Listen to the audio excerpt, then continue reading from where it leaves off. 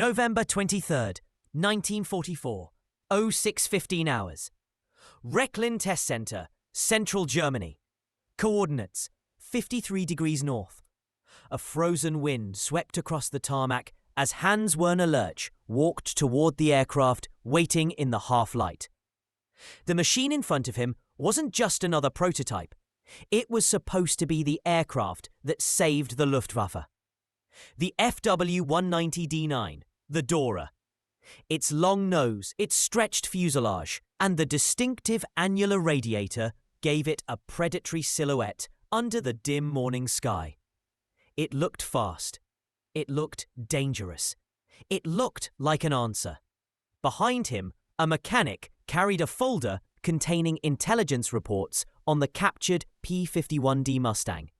3 weeks of analysis, flight data, and performance numbers extracted from Allied documents. Lerche had exactly 60 minutes of fuel. 60 minutes to answer one question. Could Germany's newest fighter stand against the American escort that was destroying the Luftwaffe?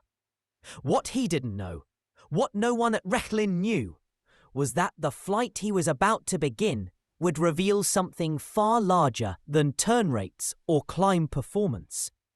It would expose the industrial truth that had already decided the air war over Europe.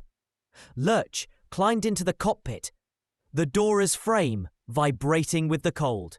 The Jumo 213A engine sat silent beneath him, a machine he respected but didn't trust.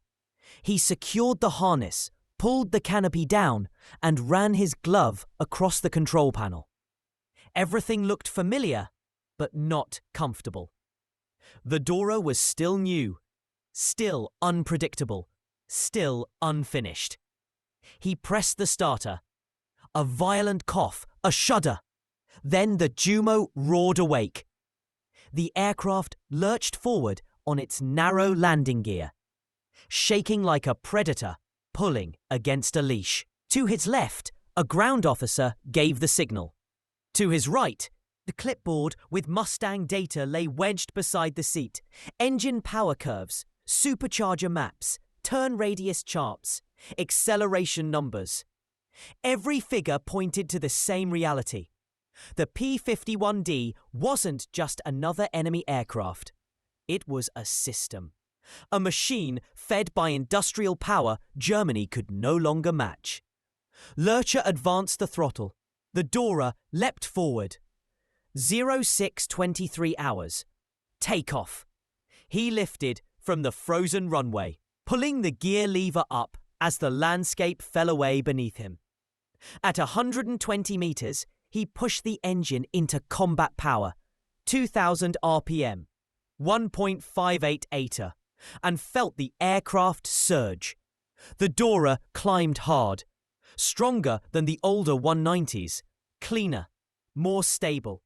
A machine designed for altitude and speed, not low-level twisting fights. At 2,000 meters, he leveled off. He opened the notebook with the Mustang numbers. The comparison started immediately. Speed. The Mustang could hold 703 kilometers per hour at altitude. The Dora, 685 kilometers per hour on a perfect day. A difference small on paper, but decisive in combat. Range. The P-51 flew to Berlin, fought over Berlin, and returned to England.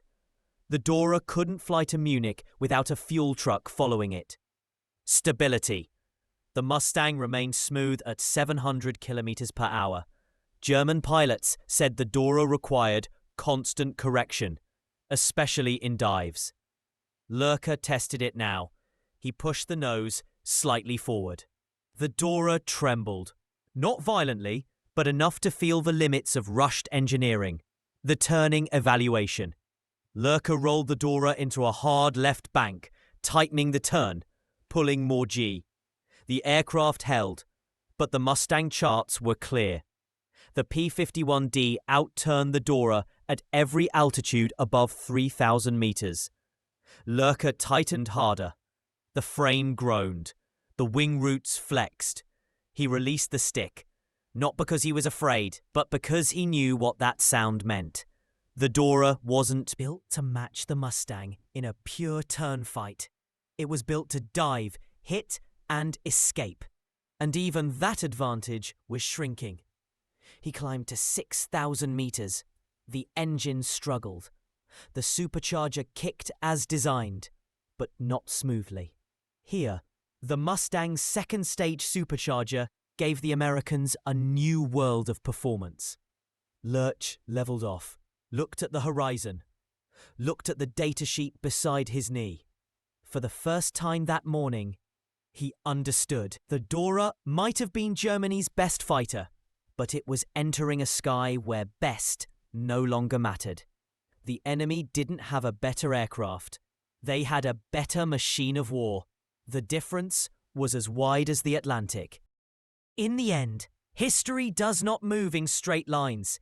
It twists, it fractures, it bends under the weight of human ambition, fear, and consequence. What you've witnessed in this story is more than a sequence of events. It is a reminder of how fragile power is, how quickly balance can shift, and how every decision made in the shadows eventually reshapes the world in daylight. These moments, these choices, these people, they weren't symbols. They weren't legends. They were human. Flawed, brilliant, terrified, determined. And the world they left behind was carved by every heartbeat, every silence, and every act of survival.